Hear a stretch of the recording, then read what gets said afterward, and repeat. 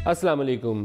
पाकिस्तान आज जहाँ खड़ा है एक मज़बूत पाकिस्तान के तौर पर हमारे सामने नज़र आ रहा है, और जब आप मज़बूती से किसी भी मामले को देख रहे हो तो दिल बड़ा करके मामलात को हैंडल करना चाहिए। इंडिया ने पाकिस्तानी इलाके पे आपके स्ट्राइक की, बालाकोट में 4 बम गिराए और चले गए। उसके जवाब में पाकिस्तान ने उनके इलाके में जाके LOC के क्रॉस हमने 6 टारगेट्स को हिट किया। उनका जहाज़ जो थे हमने 2 मार गिराए, उनका पायलट जो था हमने गिरफ़्तार किया। अब उसके ऊपर अगर डी एस्केलेशन की खातर आप दिल बड़ा करके कहते हैं कि अमन की खातर हम इस पायलट को रिहा कर रहे हैं, तो आप उनके ऊपर एहसान कर रहे हैं, दबाव नहीं है, उनके ऊपर मेहरबानी कर रहे हैं आप कि हमने आपका बंदा पकड़ा हुआ है, जो जहाज़ हमने आपका गिरा दिया था ये हीरो नहीं है हमारे पास, ये इस वक्त आपका प्रिजनर ऑफ वॉर है, तो हम आपके ऊपर एहसान कर रहे हैं कि इसको रिहा कर रहे हैं। तो आज हुकूमत पाकिस्तान ने इंडिया के ऊपर वो एहसान करते हुए वो जो उनका प्रिजनर ऑफ वॉर था उसको रिहा करने का ऐलान किया, जो कल तवक्को है कि उसको रिहा किया जाएगा।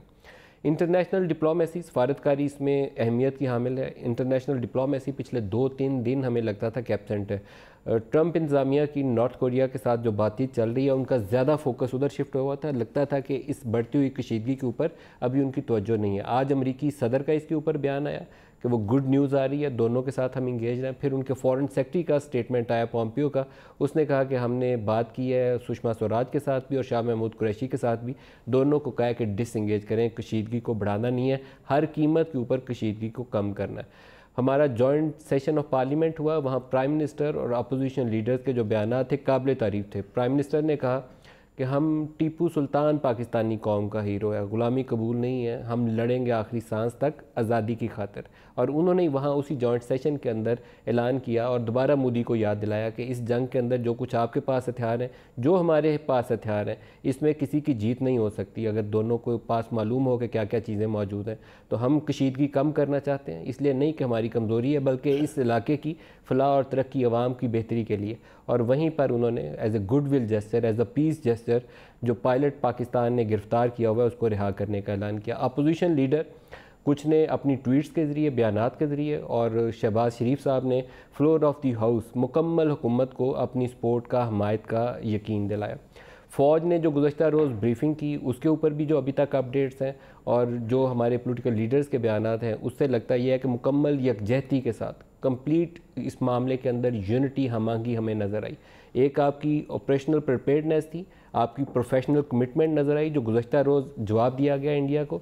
और उसके बाद इस मसले के ऊपर कशीदगी को इतनी हवा नहीं देनी थी कि पूरा खित्ता जो था आग की नज़र हो जाता, नफ़रत की नज़र हो जाता, उसको कम करना था, नीचे लाना था। मोदी इंतज़ामिया की जानिब से बड़े दावे थे और बड़े दावों में कहते थे कि हमने जैश मोहम्मद का मरकज़ तबाह कर दिया। उनका मीडिया जो वॉर हिस्टेरिया का शिकार था वो कह रहा था हमने 350 दहशत गर्द मार दिए। वो कहते थे कि F-16 जहाज़ वो हमने मार गिराया। आज उनके 3 सर्विसेज चीफ्स ने अभी से थोड़ी देर पहले प्रेस कॉन्फ्रेंस की और उन्होंने कहा कि हमने जो टारगेट हिट करना था कर लिया। वहाँ पर एक मरकज़ था, उसका जो हिस्सा होना था तबाह हो गया। सवाल पूछे गए, उसके जवाबात हैं जो सर्विसेज चीज़ जो आप दे रहे हैं, इसमें मैं कुछ चीज़ ऐड ऑन नहीं कर रहा, उनके ऐसे ही जवाबात हैं। उन्होंने कहा कि वो 3 से 350 आपने कहा था जैश मोहम्मद के दहशतगर्द मार दिए। उन्होंने कहा हम यकीन से नहीं कह सकते कि वहाँ कितने लोग थे, कितने मारे गए, ये मुश्किल है हमारे लिए बताना। फिर उन्होंने कहा कि पाकिस्तान ने कहा कि F-16 हमने इस्तेमाल नहीं किया, ये एक मिज़ाइल का टुकड़ा हमें अपने इलाके से मिला है, ये मिज़ाइल F-16 से फ़ायर होता है। कोई खुदा का खौफ खा भाई, आप फ़ौज के सरबराहान हैं, उनके आर्मी के उनके चीफ बात कर रहे हैं, नेवी के चीफ बात कर रहे हैं, एयर के चीफ बात कर रहे हैं और वहाँ अलफ लल्ला की कहानियाँ सुना रहे हैं। This is not on. और उनका मीडिया की हालत तो अल्लाह की पनाह है। वो अभी कह रहे हैं कि वो हमारा हीरो जो है वो हीरो वापस आ रहा है, जिसको पाकिस्तानी हीरो ने जहाज़ गिरा के यहाँ तबाह करके पाकिस्तानी इलाकों से गिरफ़्तार किया। और हम मेहरबानी कर रहे हैं इसलिए कि इस इलाके में आग ना लगे, कशीदगी को हवा ना मिले। यह आज का पूरा हमारा फोकस रहेगा इसके ऊपर। एक और जो इशू है जिसको प्रोग्राम में डिस्कस करना ज़रूरी है वो OIC का इजलास है, जिसके ऊपर पाकिस्तानी पूरी कौम की ख्वाहिश है कि सऊदी अरब, UAE और दुनिया के दीगर जो मुस्लिम ममालिक हैं जो OIC के मेंबर कंट्रीज़ हैं, इस इंडियन एग्रेशन को सामने रखते हुए इंडिया को जो दावत दी गई सुषमा स्वराज को वो मनसूख करें, उनका दावतनामा मनसूख करें और उनकी दावत वापस लें, इन प्रोटेस्ट लें और उसकी मजम्मत करें कि जो इंडिया ने एग्रेशन की पाकिस्तानी इलाकों के ऊपर। आज के प्रोग्राम में जो शुरा हैं हमारे पास वफाकी वज़ीर हैं फैसल वाडा साहब इस्लामाबाद स्टूडियोज़ में, और जनरल कादर बलोच साहब PMLN से हमारे साथ होंगे कराची से। दोनों को खुश आमदीद कहता हूँ। हमने कुछ क्लिप्स रखे हैं जी वाडा साहब, वो मैं आपको सुनवाना चाहूँगा। एक इमरान खान की क्योंकि पूरी ज़िंदगी क्रिकेट के साथ ही शुरू होती है और अभी तक भी वो अपनी सियासी तकरीरों में भी क्रिकेट का हवाला देते हैं, तो एक क्रिकेट का एक बड़ा हिस्टोरिकल वाक़या है। कभी टेस्ट मैचेस में ये हुआ नहीं था कि कोई खिलाड़ी आउट हो जाए और मुखालिफ टीम का कप्तान उसे कहो यार तुझे आउट पसंद नहीं आया, अंपायर का फैसला तो आजा वापस बारी ले ले। तो 1989 में टेस्ट मैच हो रहा था लाहौर में, पाकिस्तान और इंडिया का टेस्ट मैच चल रहा था। इमरान खान ही कैप्टन थे। श्रीकांत को आउट कर दिया वकार यूनुस ने, अंपायर ने लेग बिफोर दिया, उसको पसंद नहीं आया, वो बल्ला दिखा रहा था कि मेरे बल्ले को गेंद लग गई। तो इमरान खान ने उसके बाद क्या किया वो जरा स्क्रीन के ऊपर आपको दिखाते हैं, दिखाइएगा जी।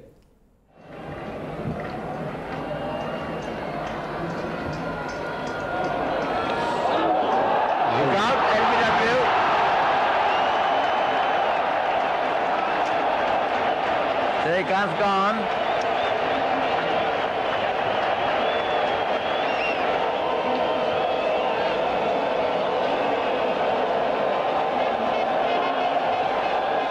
Not in the picture. And now he's gone, this time out. Caught behind. Well bowled, Waqar Younis. Justice has been done. ये टेस्ट क्रिकेट का अनोखा वाक़या था। इमरान ने श्रीकांत को दूसरी बारी दी और वकार यूनुस के हाथ में गेंद थी। वेरी नेक्स्ट बॉल, अगली ही बॉल पे, कोई एक आध गेंद का वक्फा नहीं, वेरी नेक्स्ट बॉल पे कॉट बिहाइंड आउट हो गए। और अभी जो कुछ उन्होंने इंडिया ने किया था कि हमने बालाकोट पे आके ये कर दिया और वो कर दिया, 350 दहशतगर्द मार दिए, अगले ही दिन वक्फा नहीं पड़ा, पाकिस्तान के एयरफोर्स के शाहीनों ने जाकर उन्हीं का त्यारा मार गिराया यहाँ पर, और उसी का पायलट हमारे पास गिरफ्तार है, जिसके मतलब आज प्राइम मिनिस्टर ने ये ऐलान किया। दिखाइएगा जी। पायलट हमने पकड़ा हुआ है, हम एज ए पीस जेस्टर हम उसको कल रिहा करने लगे हैं हिंदुस्तान को वापस। अल जज़ीरा ने एक डॉक्यूमेंट्री की है, क्योंकि कुछ इंडिया के अंदर बाद ऐसे एंकर्स हजरात आ गए हैं जिनको लगता ये है कि ये जो जंग थी ये कुछ शायद टेस्ट मैच, वनडे मैच, कोई T20 मैच होने लगा है, कोई चैंपियंस ट्रॉफी का मैच है पाकिस्तान और इंडिया का, और इसको सेलिब्रेट करना है, चौके छक्के लगेंगे, वो जिस तरह टीवी से ढोल बजाते हैं ना कि चौके छक्कों की बारिश होगी, उनको लगता है ये क्रिकेट मैच का समय है। वो मैडनेस है कि जंगी जुनून जो है, जो दोनों कौमों को मुकम्मल इस पूरे खित्ते को तबाह कर सकता है, उसको सेलिब्रेशन मूड के अंदर लगता है, जंगी जुनून के अंदर नज़र आता है। दिखाएगा अल जज़ीरा की डॉक्यूमेंट्री है जो दिखा रहे हैं जी। प्रोड्यूसर साहब प्ले करिएगा अल जज़ीरा की इस डॉक्यूमेंट्री को, ये लंबी है, इसको हम शॉर्टन करेंगे, दिखाते हैं आपको, अभी थोड़ा सा आगे चल के दिखाते हैं। फैसल वोडा साहब, पहले आप ही से इस रिलीज़ के ऊपर आपसे रद्दअमल ले लूँ, आपका रद्दअमल इसके ऊपर। आप कल एक जगह पे मौजूद थे, हम उसका भी प्रोड्यूसर साहब क्लिप दिखाएंगे जहाँ फैसल वोडा साहब वो जहाज़ वाली साइट के ऊपर कल गए, और मैं ऑन एयर कहना चाहूँगा, मुझे लगा, मैंने आपको शाबाशी भी दी इसके ऊपर कि ठीक है, बाज़ चीज़ों के ऊपर जज्बात दिखाते हुए आपको झिझकना नहीं चाहिए। गो कि हमारा ओवरऑल पॉस्चर हुकूमत पाकिस्तान का, फ़ौज का, अपोजिशन का ये था कि कशीदगी को हवा नहीं देनी, जंगी जुनून में मुबतला नहीं कौम को करना, ठंडा रखना है, मामले को संभाला देना है, अपनी इज़्ज़त नफ्स पे कंप्रोमाइज़ भी नहीं करना, कौम के वकार पे कंप्रोमाइज़ नहीं करना, लेकिन जंग की तरफ भी नहीं जाना। लेकिन आपने कामयाबी लिया तो ठीक है, झंडा गाड़ के दिखाओ क्या है उसमें। बहुत शुक्रिया नदीम साहब। देखिए नदीम साहब, ये जो पोजीशंस होती है ना, तो अल्लाह की दी हुई चीज़ होती है, आज है कल नहीं है। हम पहले पाकिस्तानी हैं और हमारे जज्बात हैं, और अगर आप वो पैगाम भी देखें तो उसमें मैंने झंडा गाड़ा है, क्योंकि झंडा गाड़ने की बात थी, फ़ख्र की बात थी, कौम का सर बुलंद था। हमारी एयरफोर्स ने ज़बरदस्त काम किया, हमारे जवानों ने ज़बरदस्त काम किया, क्योंकि हमारे घर में आया था, हमने एग्रेशन नहीं दिखाया, हमने किसी के घर जाके नहीं मारा। हमारे घर में, मैं आपके घर में घुसूंगा तो आपका राइट है सर टू डिफेंड। आप डिफेंस में आप मुझे मार दें, थप्पड़ मार दें, गोली मार दें, ये आपका कंसर्न है। हमने अपने डिफेंस को किया और ये मेरी कौम के लिए फ़ख्र की चीज़ थी। और एज फेडरल मिनिस्टर मेरा पैगाम था कैबिनेट की तरफ से, प्राइम मिनिस्टर को रिप्रेजेंट करता हूँ कि हम अपनी फोर्सेस के साथ शाना बशाना पाकिस्तानी खड़े हुए, और गवर्नमेंट भी आपकी खड़ी हुई है।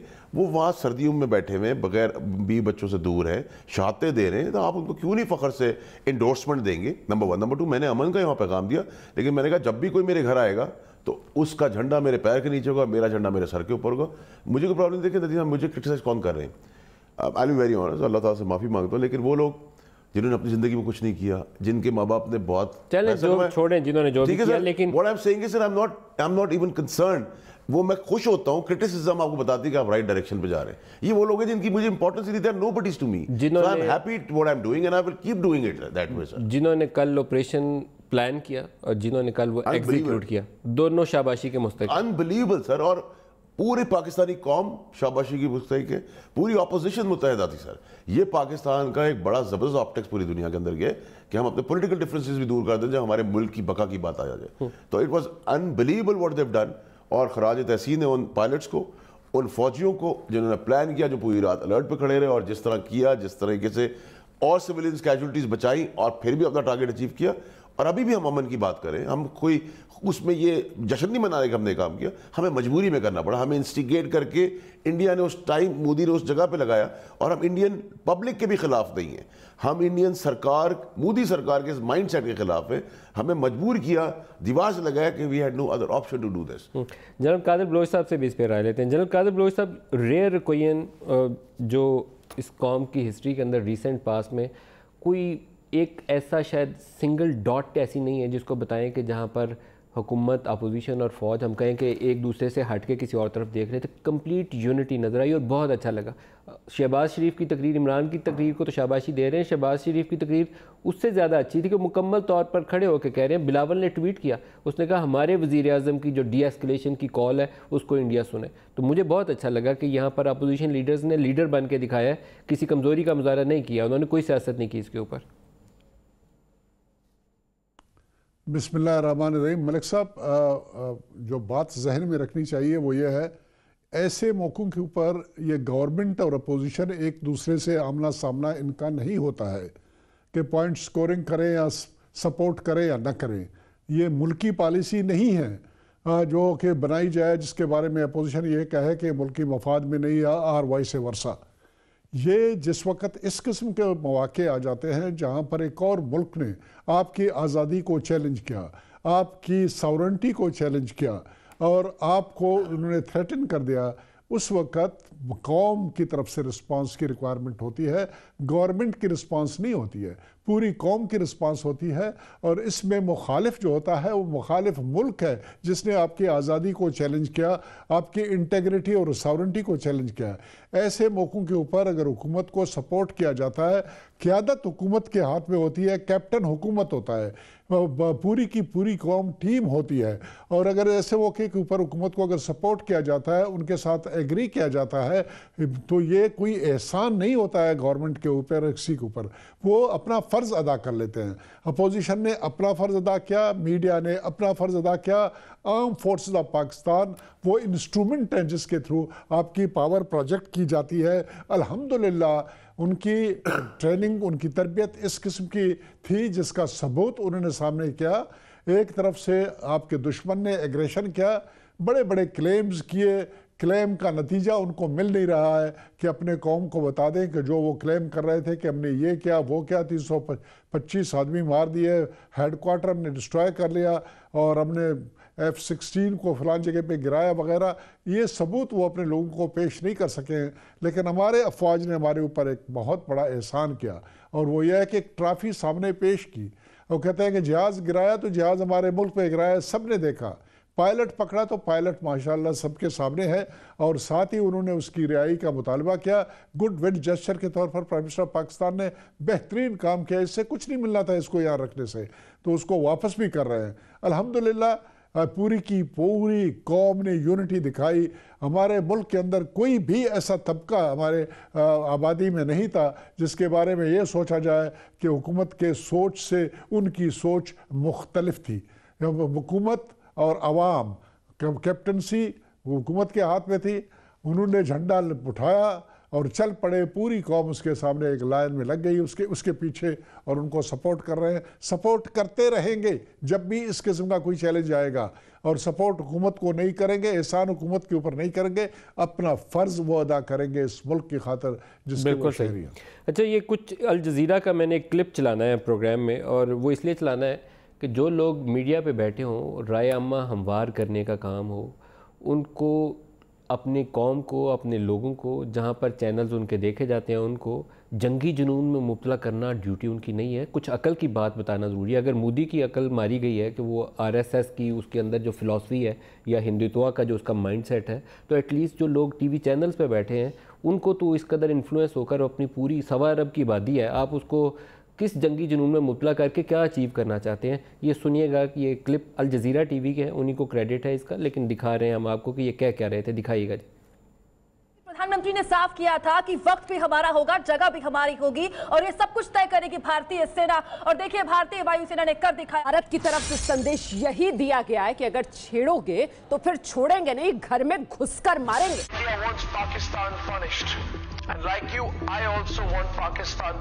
आतंक के खिलाफ अब रण नहीं रण होगा। हमारे साथ मौजूद आर्मी के 5 जनरल बताएंगे क्या है उनका war plan. Either for or against the nation. You will be marked out if you're against the nation. The coverage on 24-hour news channels has been wall-to-wall, which is editorially defensible, but it often descends into unjournalistic ranting, especially during prime time.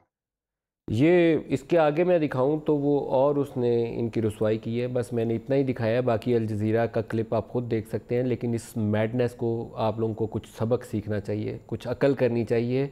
इस कौम को जंगी जुनून में मत मुब्तला करिए, इससे कुछ हासिल नहीं होगा आपको।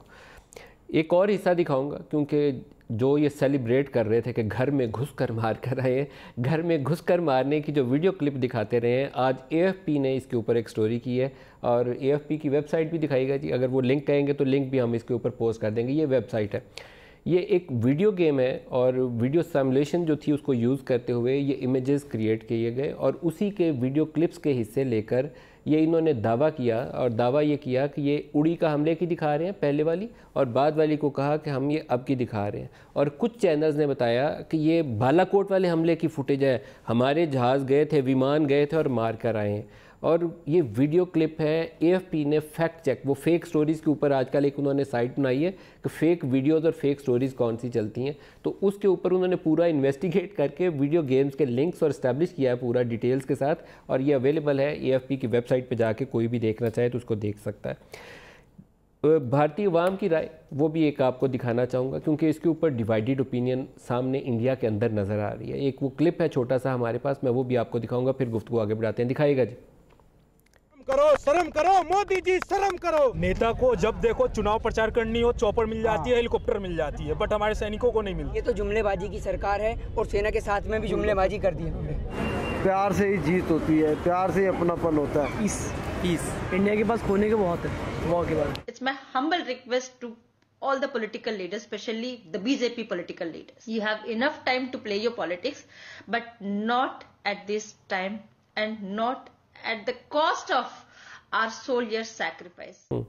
वाडा साहब, ये जंगी जुनून जो है इंडिया में हर मुश्किल मौके पर आता है और हर इलेक्शन से पहले आता है, ये हिस्ट्री है पूरी उनकी। लेकिन पूरी सवा अरब की आबादी को क्या चाहते हैं, मरवाना चाहते हैं। वो तो कहते हैं कि वो कल इमरान खान ने आज जो पार्लियामान में खिताब किया, वो कहते थे कि वो मिज़ाइल अटैक की तैयारी कर रहे थे, बाद में सिचुएशन डिफ्यूज़ हो गई, तो वो मिज़ाइल चलाते हैं, तो यहाँ मिज़ाइलों की कमी थोड़ी।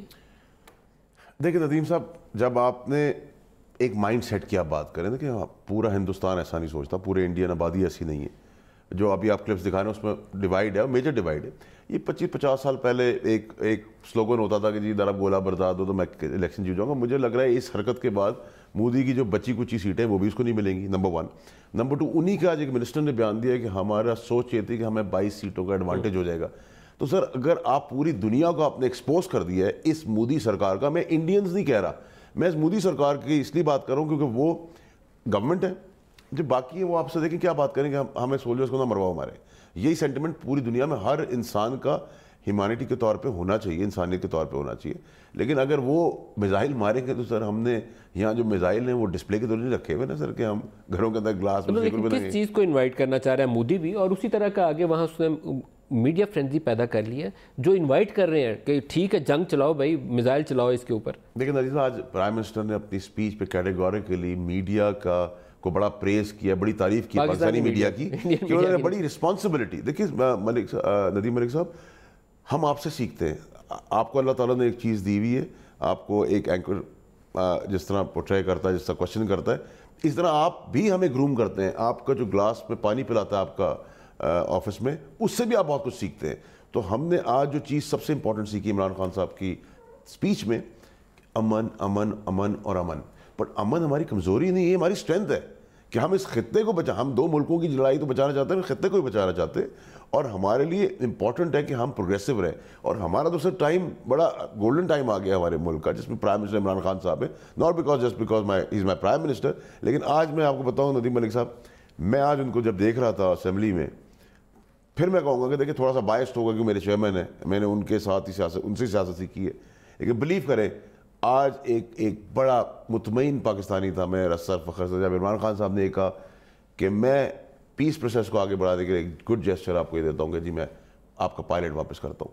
सर अगर ये इंडिया के पास पोजीशन होती, आप बताइए क्या करते और इनका मीडिया क्या करता? वैसे मैं इस मामले में सिर्फ इमरान को नहीं, मैं शहबाज को, बिलावल को, फौज के जो जनरल हैं, इनको सारों को शाबाशी दूंगा कि सब ने गुड सेंस प्रिवेल किया। बहुत सही बात की है, बिल्कुल combine opposition, all political parties, all other forces including Pakistanis, the entire Pakistan was on board sir. अच्छा, मैं आपको इमरान की तकरीर का हिस्सा भी सुनाऊंगा, लेकिन उससे पहले अपोजिशन लीडर का सुनाऊंगा, क्योंकि मुझे लगा कि इस मामले में यूनिटी की फैक्टर था। बिल्कुल ठीक, वो तकसीम नहीं होना चाहिए था कौम को।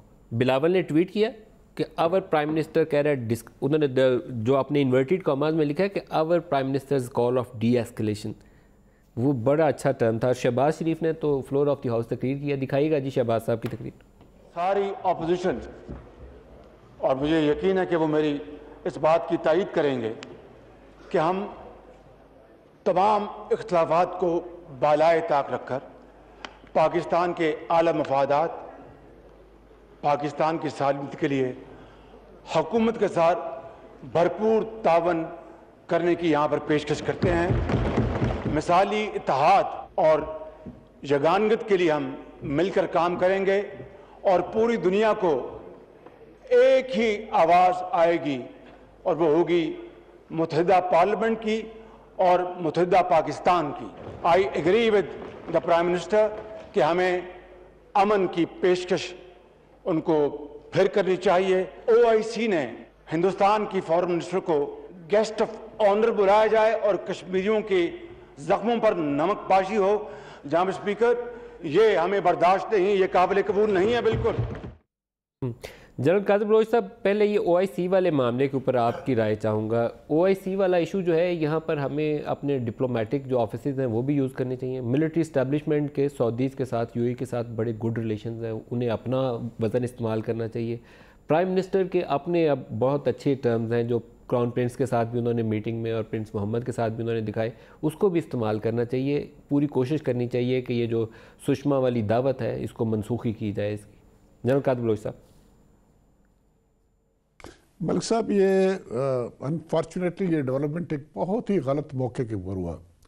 पहली बात जो कि मैं कहना चाहूँगा वो ये है कि इंडिया इस्लामी मुल्क नहीं है, और ये कॉन्फ्रेंस जो वहाँ पर हो रही है इस्लामी ममालिक की है, जो कि प्योर इस्लामी ममालिक हैं एज सच और डिक्लेयर्ड इस्लामी ममालिक हैं। उनकी एक ऑर्गेनाइजेशन है, उसकी एक मेंबरशिप है, और ये जब भी इनकी मीटिंग्स होते हैं इनके फॉरेन मिनिस्टर्स की या हेड्स की या वैसे बाकी डेलीगेट लेवल पे, ये इस्लामी ममालिक के होते हैं।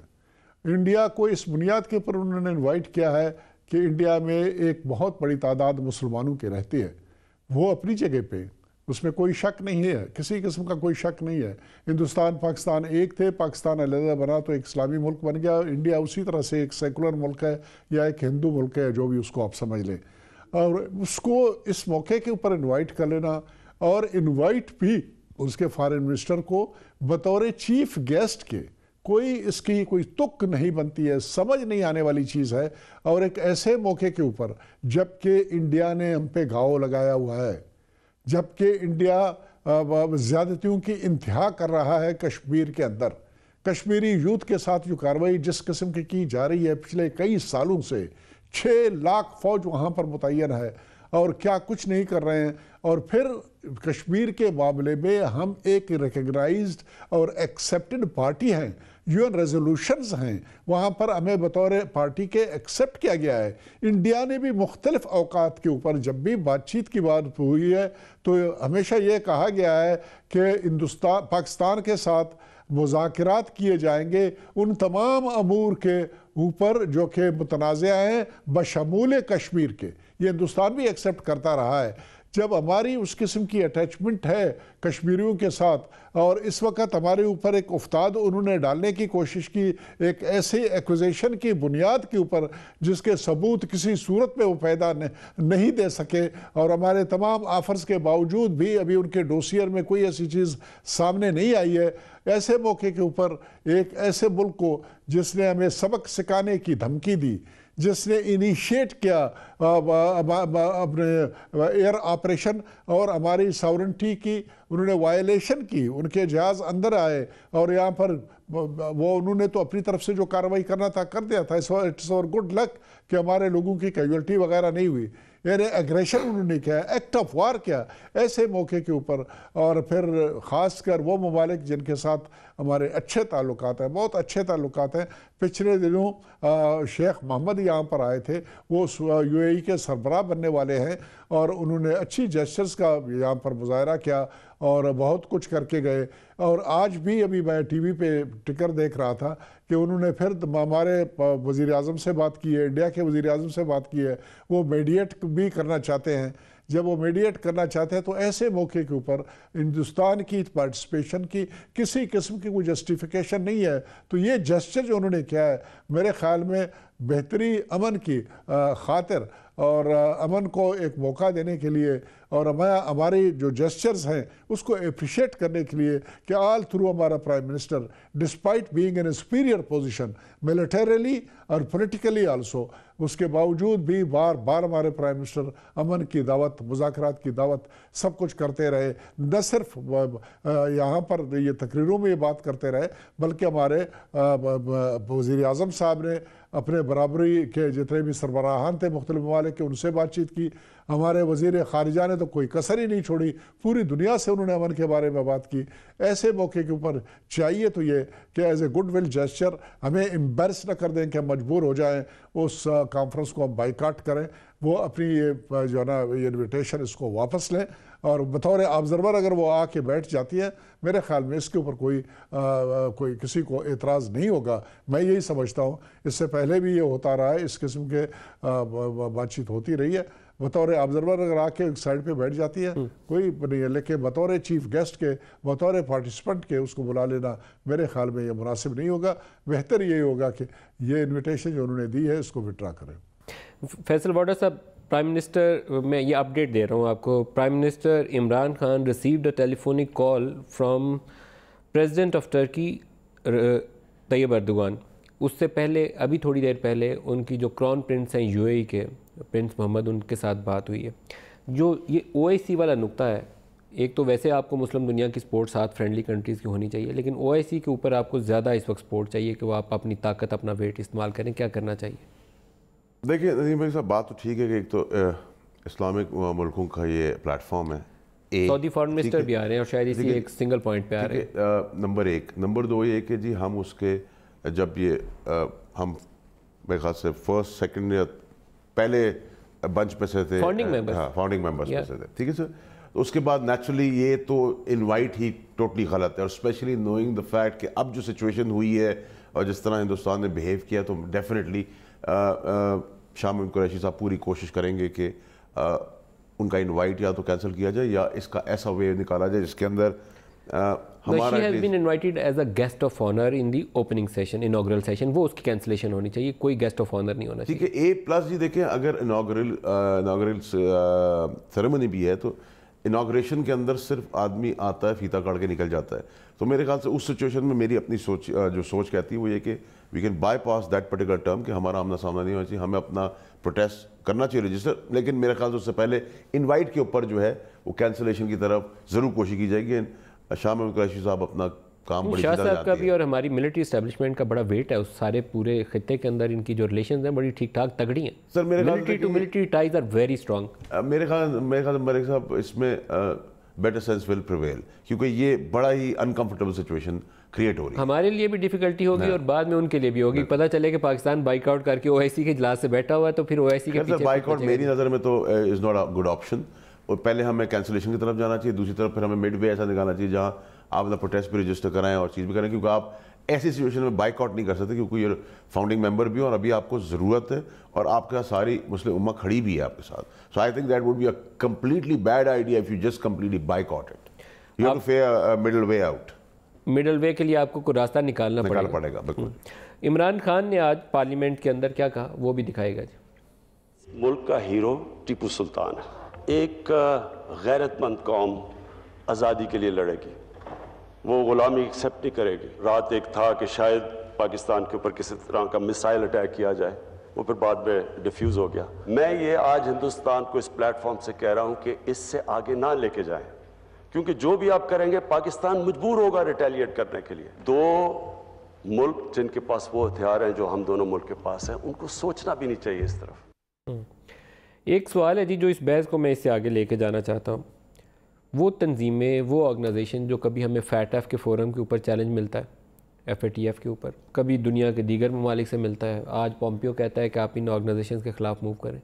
इस वाक़े को हटा दें आप नज़र से। प्राइम मिनिस्टर ने तो आज भी कहा ना कि आप तफसीलात दें, हम एक्ट करेंगे। हमें खुद अपने मुफाद में एक्ट करना चाहिए। हम बड़े एक्शंस कर लिए ज़रब अज़ब के बाद, रद्दुल फसाद के बाद, अब नेक्स्ट स्टेप जो है उसकी तरफ बढ़ना पड़ेगा। देखिए नदीम साहब, मैं इस पर आपको थोड़ा सा क्लैरिटी दूंगा। ये वाहिद हुकूमत इमरान खान साहब की जिसने रिलीजियस एक्सट्रीमिज़म को एड्रेस किया है। आपके सामने जो अभी इशू हुआ था और उसको हमने एड्रेस किया, जो ना पॉलिटिकल पार्टीज़ कर सकी ना बाकियों का भी कभी राय है कि उसको एड्रेस किया जाए।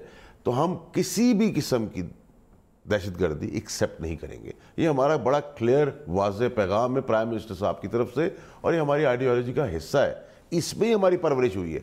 अगर हमने सर ये सब काम करने होते तो आपने टेररिज्म के थ्रू तो इस मुल्क के अंदर 35 साल राज किया है। आपको पता है कराची में क्या होता रहा है, एक पार्टी का किस तरह राज रहा है। तो हमने तो उसको कभी ना डिफेंड किया, ना कभी एक्सेप्ट किया, ना कभी हम इंडोर्स करेंगे। जहाँ इशारा आपकी तरफ है, मेरे ख्याल से अगर ये वाक़या नहीं भी होता तब भी हम उसी को इशू को एड्रेस कर रहे हैं, और ये वाक़या हो गया तब भी इस इशू को एड्रेस कर रहे हैं।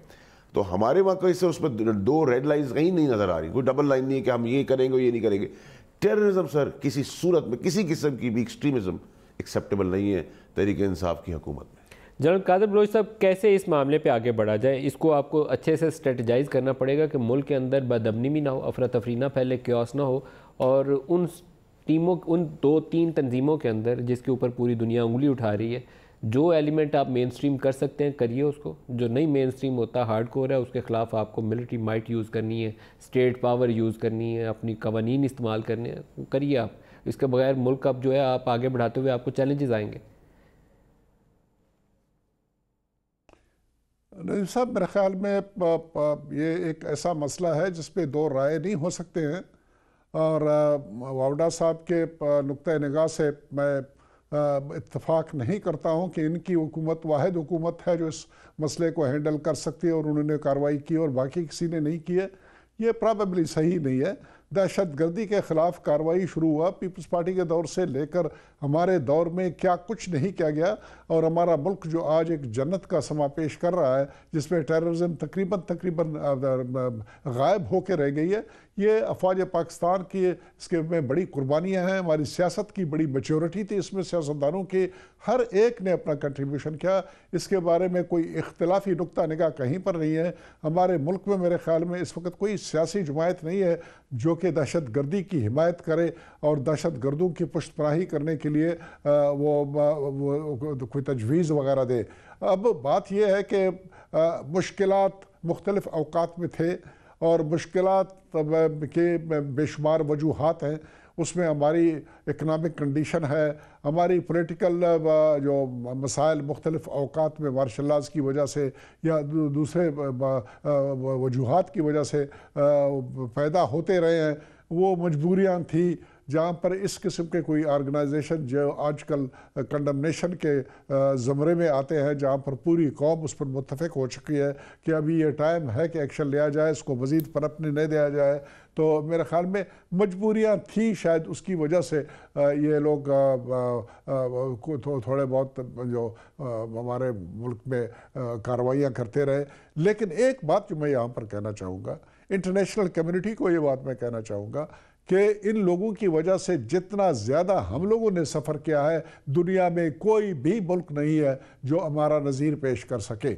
70,000 आदमी की कैजुअल्टी हमारी हो चुकी है इन दहशतगर्दों की कार्रवाइयों की वजह से। ये हमें टारगेट करते रहे, हमारी क़यादत को टारगेट करते रहे, हमारे एक साबिक वज़ीर आज़म उसका निशाना बने, इसके बाद हमारे 3 स्टार 2 स्टार्स हमारे जर्नल साहिबान इसके निशाना बने, हमारे बड़े बड़े सियासी कारकुन और सियासी लीडर इसके निशाने बने हैं, बड़े उलमा इसके निशाने बने हैं, उलमाए दीन। किसी को उन्होंने जनरल कादिर बलोच साहब, यही तो ये चीज़, यही तो वो बात है जो ये साबित करती है कि ये चैलेंज हमारे मफाद में है कि हम इससे निपट लें। वो बेनज़ीर भुट्टो की शहादत हो, जनरल सनाउल्लाह नियाज़ी की शहादत हो, वो हमारे आप KPK में चले जाएं तो ANP के लीडर्स, उनके बच्चों के ऊपर जो असैसिनेशन हुई और उनकी शहादतें हुई, general Pervez Musharraf army chief थे, 2 दफ़ा उनके ऊपर हमला हुआ। ये तमाम चैलेंजेस हमें ये साबित करते हैं कि हमें इससे निपटना है, इसको ओवरकम करना हमारा मफाद है, पाकिस्तान की स्टेबिलिटी इस्तेहकाम के लिए ज़रूरी है। इजाज़ुल हक साहब हमारे, मैं दोबारा आपकी तरफ ये सवाल लेकर आऊँगा। इजाज़ुल हक साहब प्रोग्राम में हमारे साथ शामिल हो रहे हैं। इजाज़ुल हक साहब, बहुत शुक्रिया आपका। OIC के हवाले से मुझे आपका भी, जो बहुत से लोग इस पर कंसर्न थे उनमें आप भी शामिल थे, आपका भी मैसेज मिला। क्या करना चाहिए पाकिस्तान को? इंडिया की दावत अभी तक कायम है? देखें, मैं तो इस बात पे बड़ा वाज़ेह है और मैं बड़ा परेशानी का आलम था जब से मैंने ये खबर सुनी। और मैं समझता हूँ कि पाकिस्तान को किसी हाल में भी इसका हिस्सा नहीं बनना चाहिए अगर हिंदुस्तान को OIC इनवाइट करते हैं। ये माजी में भी अटेम्प्ट्स होती रही हैं। मैंने एक छोटा सा आपको लिख कर भी शायद भेजा, मुझे मालूम नहीं आपको भेजा कि नहीं भेजा, लेकिन बहुत से दोस्तों को भेजा, क्योंकि मैं खुद जब 2002 के शुरू में जनरल कादिर बलोच साहब को ही मालूम होगा, जब एस्केलेशन हो गई थी हमारे बॉर्डर्स पे, तो मैं as a special envoy election से पहले, 2002 के इलेक्शन से पहले जनरल परवेज़ मुशर्रफ ने कुछ डेलीगेट्स को भेजा था GCC ममालिक में। तो मैं और जनरल जवेद अशरफ काजी जो है वो GCC ममालिक में गए थे। तो बहुत से ममालिक ने तो भरपूर पाकिस्तान का साथ दिया और हमारा मकसद उनको यही कहने का था कि जी आप हमारे भाई हैं और इस वक्त जो हमारे बॉर्डर्स पे पोजीशन है, आप जरा थोड़ा सा प्रेशर डालें हिंदुस्तान पे कि वो डी-एस्केलेट करें। लेकिन आप यकीन करें कि जो उस वक्त के चेयरमैन थे OIC के, उन्होंने बड़ी अजीबोगरीब बात की थी और उन्होंने ये कहा जी कि आप हमारे भाई ज़रूर हैं लेकिन हिंदुस्तान भी हमारा दोस्त है और हम तो सोच रहे हैं आप अपने सदर को जा करिए हमारा पैगाम दें कि हम सोच रहे हैं कि उनको एज एन ऑब्जर्वर, अब तो चीफ गेस्ट की बात की जा रही ना, उस वक्त कहा था कि एज एन ऑब्जर्वर हम इनको बुलाना चाहते हैं। तो आप यकीन करेंगे स्पॉन्टेनियस रिस्पॉन्स उस वक्त जो हमारा था वो ये था कि जनाब हमें किसी सदर से पूछने की ज़रूरत नहीं है, अगर आप ये करेंगे कि जो हमारा कश्मीरियों के साथ एट्रोसिटीज़ कमिट हो रही हैं, स्टेट टेररिज्म हो रहा है, और अगर आप हिंदुस्तान को बुलाएंगे तो पाकिस्तान जो है वो OIC को क्विट कर देगा। उसके बाद ये हुआ कि उन्होंने फिर इस बात को, वहीं ये बात रुक गई। अब इतने अरसे के बाद ये फिर पाकिस्तान पिंचिंग, मैं इसको कहता हूँ कि they want to pinch us, they want to test our nerves. यानी क्या तुक बनता है कि इतनी एट्रोसिटीज कमिट हो रही हैं, स्टेट टेररिज्म हो रहा है, केमिकल पैलेट्स इस्तेमाल किए जा रहे हैं और आप कह रहे हैं कि आपने OIC में उसको एज ए चीफ गेस्ट बुलाना है। भाई आपके ताल्लुकात हैं अपने मुल्क के, बायलैटरल ताल्लुकात हैं, तो आपने अपने मुल्कों में बुलाकर वहाँ मंदिर खड़े कर दिए, आपने अपने मुल्कों में बुलाकर उनको सबसे बड़े आला एजाज, फौजी एजाज, सिविल एजाज उनको दिए हैं, वो ठीक है अपनी जगह, मुझे उस पर कोई इतराज़ नहीं। लेकिन मजमूई तौर पर जो OIC आज तक अपनी आवाज़ कश्मीर पैलेस्टाइन पर उस भरपूर अंदाज में नहीं उठा सकी जिस अंदाज में उसको उठाना चाहिए था, अब वो कश्मीरियों के जो कातिल हैं उनको बुलाकर वहाँ बिठाकर और हमारे मुंह पर मतलब ये बात अगर कर रहे हैं तो मैं समझता हूँ कि पाकिस्तान के लिए ये बड़ी अफसोसनाक बात है। और मेरी बात आप एक और बड़े क्लियरली मैं बताना चाहता हूँ कि इस वक्त जो OIC की हालात हैं और बहुत से ममालिक आपस में जो एक दूसरे के साथ मुस्लिम उम्मा के अंदर इख्तिलाफात हैं, तो बहुत से ममालिक तो वैसे ही गुरेज करते हैं वहाँ जाने से, बहुत से ममालिक को वो इन्वाइट ही नहीं करना चाहते।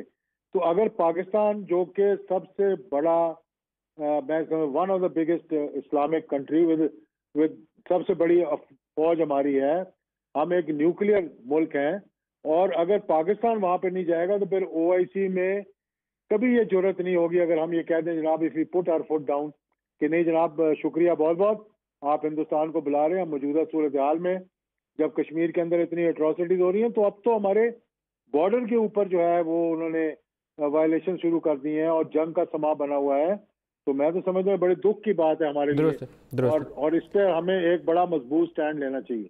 इजाज़ुल हक साहब, बहुत शुक्रिया, आप हमारे साथ रहे।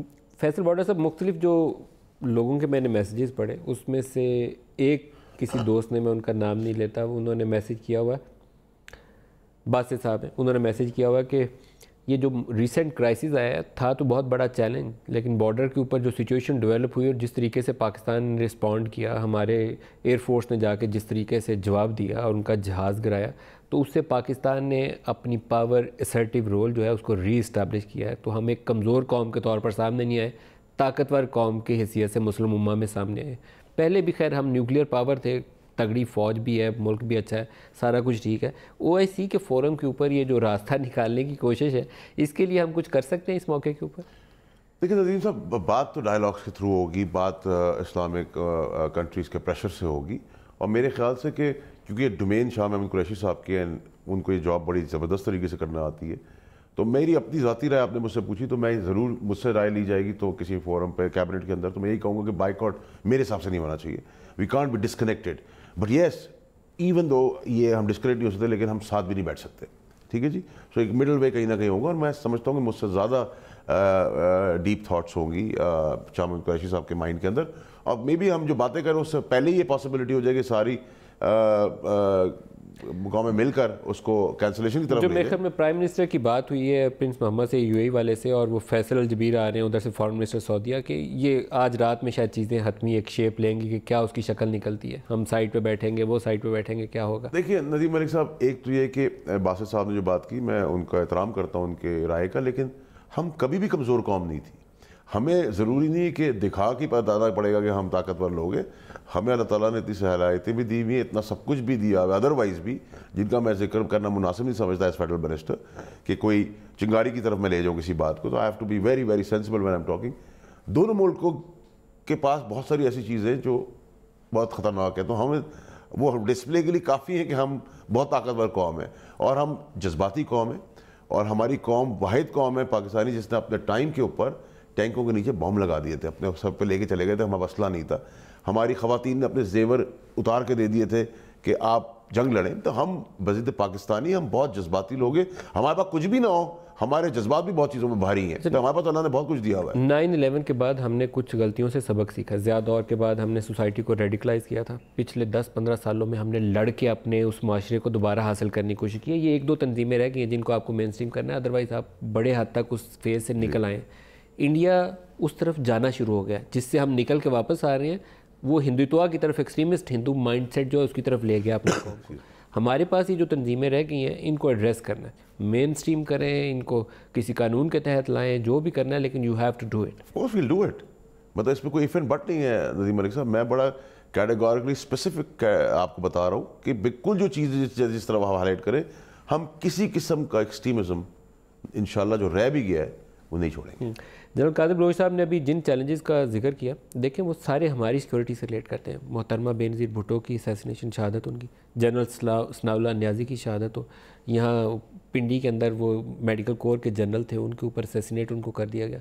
7,000 के करीब हमारे फ़ौजी जवान हैं। 65-71 की जंगों में हमारी इतनी शहादतें नहीं हुई जो 9/11 के बाद हमारे फ़ौजियों की हो गई। पुलिस वालों की थाउजेंड्स ऑफ पुलिसमैन हमारे बेटे हैं ना, इस कौम के बेटे हैं, दर्द हमारा ही है हर सूरत में। तो कोई ऐसा, मेरे ख्याल में आपकी नैप जो है नेशनल इलेक्शन प्लान, उसकी एडवांस फॉर्म ये होनी चाहिए, आपकी ये रद्दुल फसाद की एडवांस फॉर्म ये होनी चाहिए। नो मोर जत्थाज एंड लश्कर्स, उनको आपको। देखिए नदीम मलिक साहब, मैं आपसे रिक्वेस्ट ये करूँगा कि देखिए आज इमरान खान साहब की स्पीच है, सारी अपोजिशन की आप बात करें, मुत्तफ़िक है, बहुत अच्छी बात है, वो बड़ा अच्छा ऑप्टिक्स भी किया। इमरान खान साहब ने जो आज out of the box thinking के तहत जो जेस्चर पेश किया है ना, ये पूरी दुनिया को पता चल जाना चाहिए कि इमरान खान साहब किस माइंडसेट के आदमी। और आपने जो क्लिप दिखाया है उससे आपने मेरे मोराल्स और बहुत बुलंद कर देंगे। क्रिकेट मैच के अंदर आप आउट हो गए तो आउट हो गए, अंपायर ने दे दिया फैसला, उन्होंने कहा वापस आ जाओ, नेक्स्ट बॉल पे चला गया। खान साहब उसी स्ट्रैटेजी का हिस्सा है, वो किलर इंस्टिंक्ट का हमेशा जिक्र करते हैं, उनके अंदर अल्लाह ने भी वो पैदाइश से दी हुई है।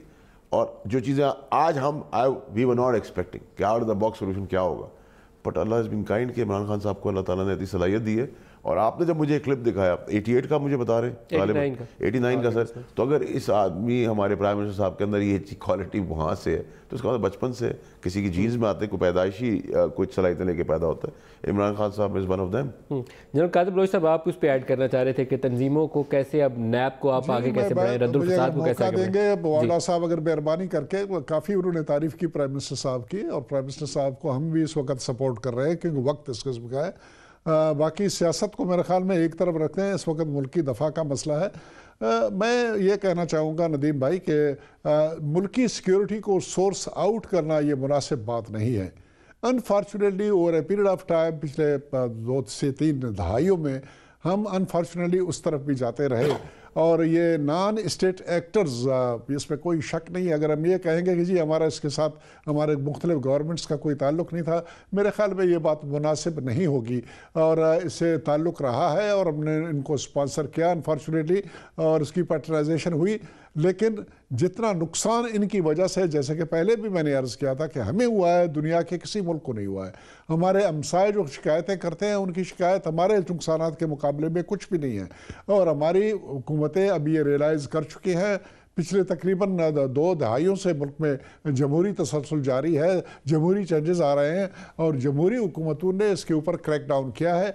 मज़ीद इस बात की अभी इसको बर्दाश्त करने की गुंजाइश नहीं है, और इसके लिए जो भी कार्रवाई की जाएगी, इसके लिए जो भी कवानीन बनाए जाएंगे, इसमें रद्दुल फसाद या और कोई किसी किस्म का ऑपरेशन किया जाएगा, अपोजिशन की मुकम्मल सपोर्ट हासिल होगी। जिस तरह से हिंदुस्तान के ख़िलाफ़ हम खड़े हुए हैं इकट्ठे होकर उसकी थ्रेट को काउंटर करने के लिए, अगर ये जो हमारे मुल्क के अंदर जो दहशतगर्दी है, दहशतगर्द हैं जो कि हमारे कंट्रोल में नहीं है, जो कि हमारे लिए एम्बेरसमेंट क्रिएट करते हैं, अगर कोई इसका सबूत सामने आ जाता है तो मेरे ख्याल में गवर्नमेंट जो भी करना चाहेगा उसको पूरी मुल्क की सपोर्ट होगी। हमारे आर्म फोर्सेस, अगर खुदा न खास्ता मुल्क के अंदर कोई प्रॉब्लम पैदा हो जाता है या बाहर भी किसी किस्म की कार्रवाई होती है, तो हमारे पाकिस्तान फ़ौज एक प्रोफेशनल फ़ौज है, उसमें ये एबिलिटी है, उसके वेपन सिस्टम बड़ा ठीक ठाक किस्म का है, उसकी ऑर्गेनाइजेशन बड़ी अच्छी है, उसकी तरबियत बहुत अच्छी है। इंशाल्लाह सोर्स आउट करने की किसी किस्म की कोई रिक्वायरमेंट नहीं है कि हम अपने सिक्योरिटी मामलात को सोर्स आउट कर लें।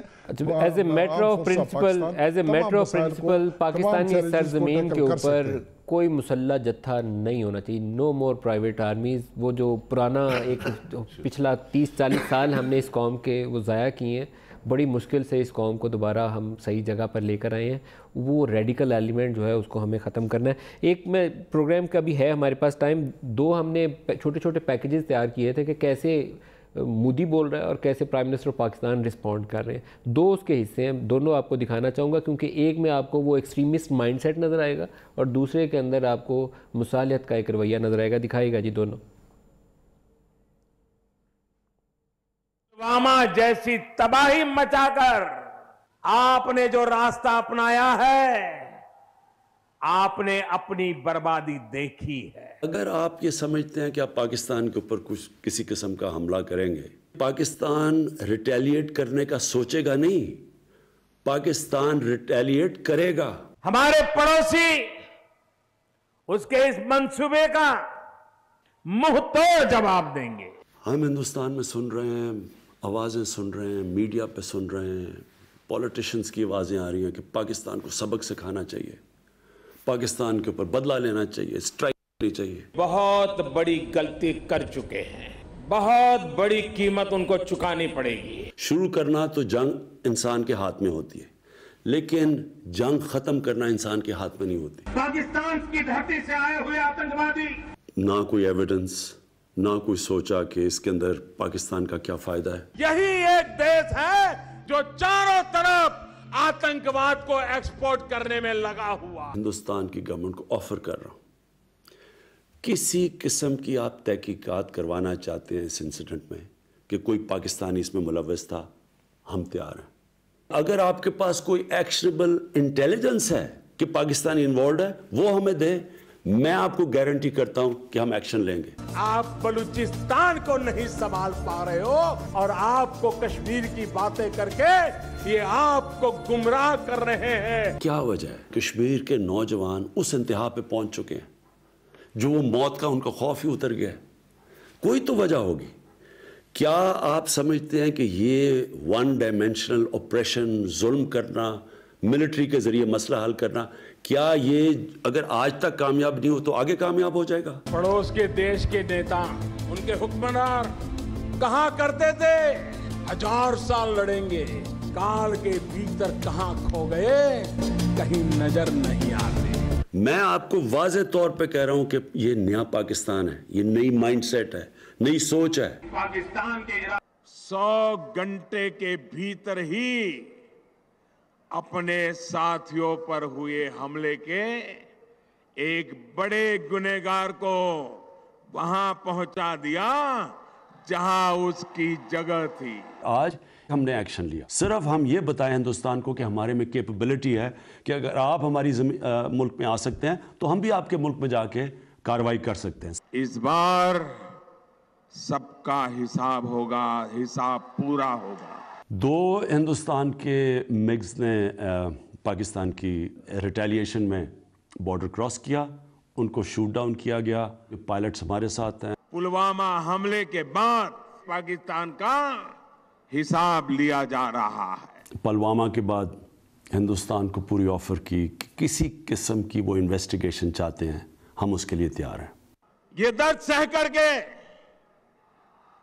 हम चुपचाप नहीं बैठते। मुझे पता है कि लोगों को, उनके लवाहिकीन को कैसी तकलीफ पहुंची होगी, क्योंकि यहाँ 10 साल से कुछ 70,000 कैजुअल्टीज हुई हैं। मानवता के ऐसे दुश्मनों को सबक सिखाना चाहिए कि नहीं सिखाना चाहिए। हमारी मजबूरी होगी जब आप एक्शन लेंगे, हमारी मजबूरी होगी रिस्पॉन्ड करना। लिहाजा मैंने हिंदुस्तान को कहा कि हमें जवाबी कार्रवाई करनी पड़ेगी।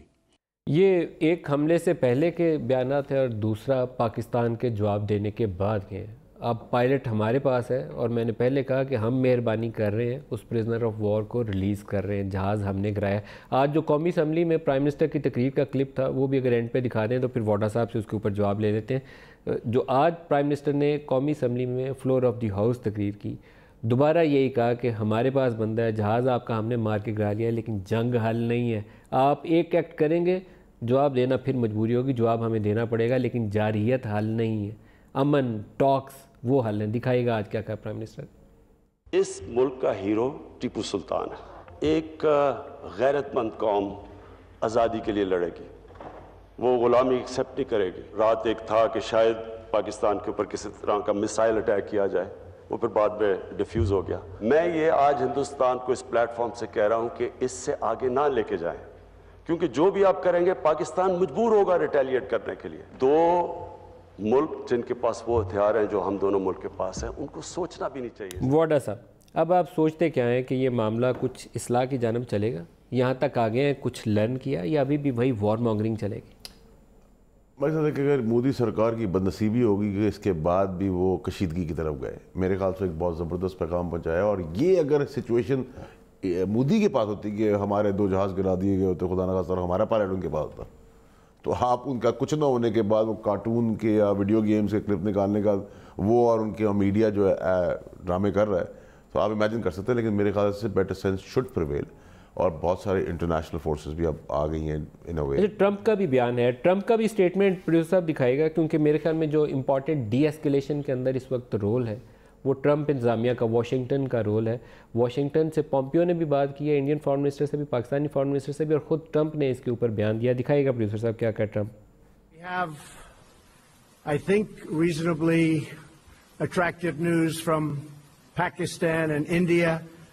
They've been going at it, and we've been involved in trying to have them stop. And we have some reasonably decent news. I think hopefully that's going to be coming to an end. It's been going on for a long time, decades and decades.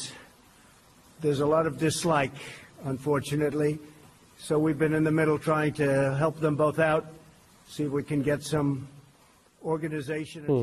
General Qadir Baloch साहब, closing one liner sir. जी, मेरे ख्याल में जो हमारे prime minister साहब कह रहे थे वो एक मैच्योर पॉलिटिशियन और हेड ऑफ द स्टेट से स्पेंड की बयान थे। और हिंदुस्तान की तरफ से जो चीज़ें आपने सुनाई वो इलेक्शन के रिटॉरिक्स थे, जो इलेक्शन में वोटों को अट्रैक्ट करने के लिए।